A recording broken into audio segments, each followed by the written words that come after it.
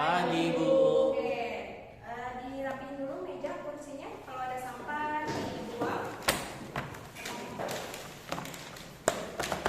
Oke, kalau sudah rapi semua, kita buka pembelajaran hari ini dengan bersama-sama membaca Al-Basmalah. Bismillahirrahmanirrahim. Ibu absen terlebih dahulu ya. Indah, Hadiro, Galuh, Iin, Hadiro, Artika, Hadiro. Oke, semuanya masuk ya. Sebelum kita mulai pembelajaran hari ini, Ibu mau mereview pembelajaran pekan lalu, yaitu tentang biografi Nabi Muhammad. Oke. Pertanyaan pertama. Kapan Nabi Muhammad dilahirkan? Oke, silakan Galuh. 12 Rabiul Awal tahun Gajah. 12 Rabiul Awal tahun Gajah. Sejak kapan Nabi Muhammad ditinggalkan oleh ayahnya? Silakan Indah. Sejak di dalam kandungan, Bu. Sejak di dalam kandungan, betul. Ketika Nabi Muhammad ditinggalkan oleh ayahnya, maka diasuh oleh ibu dan kakeknya. Siapa yang tahu kakeknya Nabi Muhammad? Saya, Bu. Ya, baikin. Abdul Muthalib. Abdul Muthalib. Oke, sekiranya sudah paham dan sudah pada hafal, kita lanjut ke materi selanjutnya, yaitu dakwah Nabi Muhammad periode Mekah, ya. Sebelum kita mulai, Ibu mau pretest dulu apakah sampai sini teman-teman sudah ada yang pelajari di rumah atau belum. Oke, pertama Ibu mau bertanya apakah sudah pada tahu ibroh apa saja atau sifat apa saja yang dapat kita teladani saat dakwah Nabi Muhammad. Ada yang tahu? Enggak ada, Bu. Oke. Kalau belum ada yang tahu, kita lanjut ke pertanyaan selanjutnya. Siapa wanita yang pertama kali masuk Islam? Dua wanita yang pertama kali masuk Islam. Khadijah Al-Kubro. Khadijah, Siti Khadijah, betul. Satu lagi? Fatimah binti Khattab. Fatimah binti Khattab, betul. Oke, lanjut pertanyaan yang terakhir, yaitu orang yang pertama masuk Islam disebut? Ada yang tahu?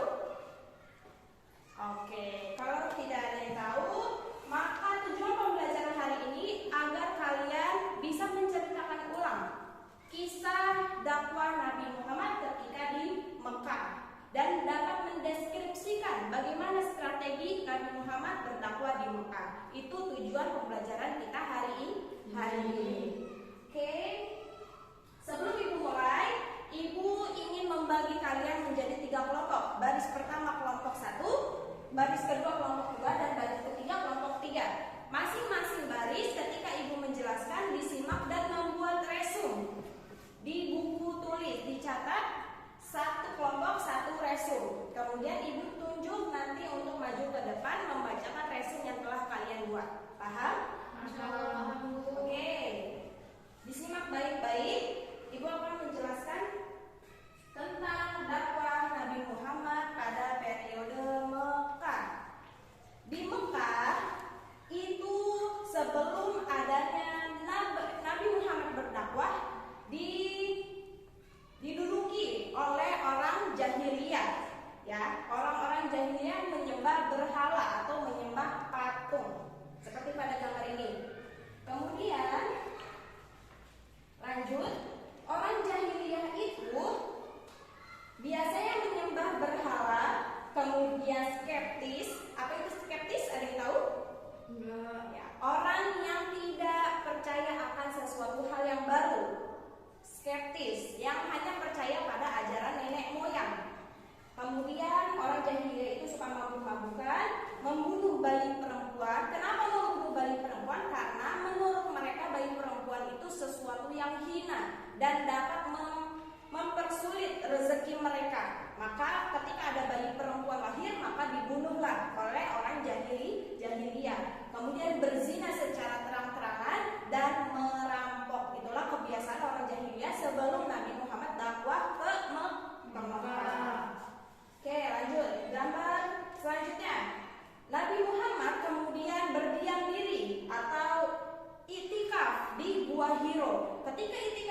hero, Nabi Muhammad didatangi oleh malaikat. Malaikat apa?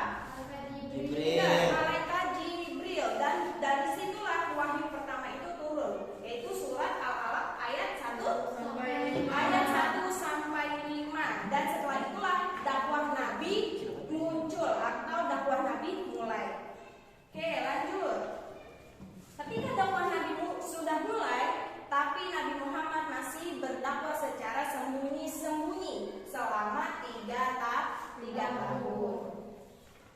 Secara sembunyi-sembunyi, orang yang pertama kali Rasulullah ajarkan dakwah yaitu istrinya beliau, kemudian keponakan, paman dan sahabat. Lingkup ini saja Nabi Muhammad berdakwah secara sembunyi-sembunyi. Lanjut, orang yang pertama kali masuk Islam, siapa yang tahu? As-sabiqunal awwalun, orang yang pertama kali masuk Islam. Ya, dari kalangan perempuan ada Siti Khadijah dan Fatimah binti Khattab. Itu dua wanita yang pertama kali masuk Islam. Selebihnya laki-laki. Paham? Oke, lanjut. Selanjutnya turun surat Al-Hijr ayat 94. Nah, ketika wahyu ini turun, ini wahyu yang Allah turunkan kepada Nabi Muhammad untuk memerintahkan dakwah secara terang-terangan. Maka setelah wahyu Al-Hijr ini keluar, Nabi Muhammad dakwah secara terang-terangan. Kemudian apa saja sih substansi yang didapat ketika dakwah Rasulullah di Mekah? Ada 2. Yang pertama, kerasulan Nabi Muhammad dan wahyu pertama. Kemudian yang kedua, ajaran-ajaran pokok Rasulullah di Mekah, yaitu tentang tauhid dan akhlak mulia. Jadi Nabi Muhammad berdakwah itu tentang tauhid dan akhlak mulia yang pertama, bukan tentang hukum syariat, mengharamkan mabuk-mabukan, belum. Nabi Muhammad belum mengajarkan itu, karena yang Nabi Muhammad ajarkan terlebih dahulu yaitu tauhid dan akhlak. Oke, lanjut. Bagaimana reaksi masyarakat Mekah terhadap dakwah Rasulullah? Yang pertama, ada 3. Yang pertama menerima, yang kedua menolak, yang ketiga pura-pura menerima. Oke, kita bahas satu persatu. Menerima ajaran Rasul, di sini ada 4. Yang pertama, mengapa mereka menerima ajaran Rasul? Karena mereka meyakini bahwa apa yang disampaikan Nabi adalah berdasarkan wahyu. Mereka percaya bahwa apa yang diajarkan Nabi itu wahyu yang turun dari Allah. Makanya mereka percaya kepada Nabi. Kemudian yang kedua, ajaran yang dibawa beliau bersifat rasional, masuk di akal bagi kaum mereka, bagi kaum Mekah. Kemudian yang ketiga, keteladanan Nabi Muhammad yang dilakukan dalam kesehariannya. Kenapa mereka masuk Islam? Kenapa mereka mengikuti dakwah Nabi? Karena mereka melihat kemuliaannya Nabi, sifat muliaannya Nabi, maka mereka ingin masuk Islam. Kemudian yang terakhir, dalam melakukan siarnya, beliau tidak melakukan kekerasan. Jadi Nabi sama sekali tidak melakukan kekerasan dalam dakwahnya di Mekah. Maka mereka senanglah terhadap ajaran Islam karena tidak melakukan kekerasan. Oke, lanjut. Menolak ajaran Rasul. Ya, di sini ada aspek ideologis. Mereka takut kepada nenek moyang yang tadi skeptis. Ya, mereka menolak ajaran Rasul karena mereka itu percaya akan ajaran nenek moyangnya. Dan aspek kedua yaitu kaum Quraisy yang tidak dapat membedakan antara kenabian, kekuasaan dan kerajaan. Jadi menurut mereka kenabian, kerajaan dan kekuasaan itu sama aja. Jadi buat apa ngikutin ajaran Nabi kalau semua itu sama saja? Padahal kenabian itu beda. Kemudian dari aspek sosialnya, bangsa Arab hidup berkasta-kasta. Kalau mereka ikut Islam, maka kasta itu dihapus. Maka orang yang tertinggi di Arab, maka jabatannya sama dengan orang yang rendah di Arab. Makanya mereka tidak mau ikut ajaran Islam. Kemudian yang terakhir, aspek ekonomi. Karena salah satu mata pencarian mereka adalah membuat patung atau membuat berhala.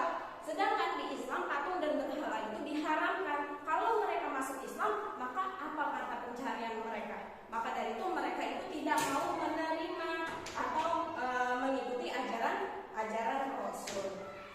Oke, lanjut. Yang terakhir, pura-pura menerima ajaran Rasul, yaitu orang munafik ingin menghancurkan dari dalam, kemudian ingin merebut kekuasaan nabi. Karena nabi banyak pengikutnya, jadi mereka ingin menjadi nabi. Makanya mereka menjadi orang yang munafik. Oke, lanjut. Oke, materi kita yang terakhir yaitu ibro dakwah Rasulullah, atau sifat apa yang dapat kita teladani dari Rasulullah. Yang pertama itu memiliki sikap tangguh. Jadi bagaimana cara kita mengimplementasikan atau menerapkan sikap tangguh Rasulullah dalam kehidupan kita? Yang pertama, bisa menggunakan waktu belajar sebaik-baiknya. Itu juga merupakan sikap tangguh. Oke, ibroh yang kedua di sini ada memiliki jiwa berkorban. Jadi bagaimana caranya kita bisa memiliki jiwa berkorban? Kita dapat mengimplementasikan dalam kehidupan sehari-hari, yaitu menyisihkan waktu sebaik mungkin. Itu merupakan sifat jiwa berkorban. Oke, sampai sini Ibu kasih waktu sampai 5 menit untuk menulis resume yang telah kalian simak dari penjelasan Ibu. Kalau ada yang ingin ditanyakan, dipersilakan. 5 minutes later. Oke, Ibu pilih satu kelompok untuk maju ke depan dan kelompok lainnya akan presentasi resume kalian di minggu selanjutnya. Oke, Ibu pilih kelompok 3, perwakilan dari kelompok 3. Silakan maju untuk membacakan resumenya. Oke, yang lainnya silakan disimak. Langsung baca, Bu. Ya.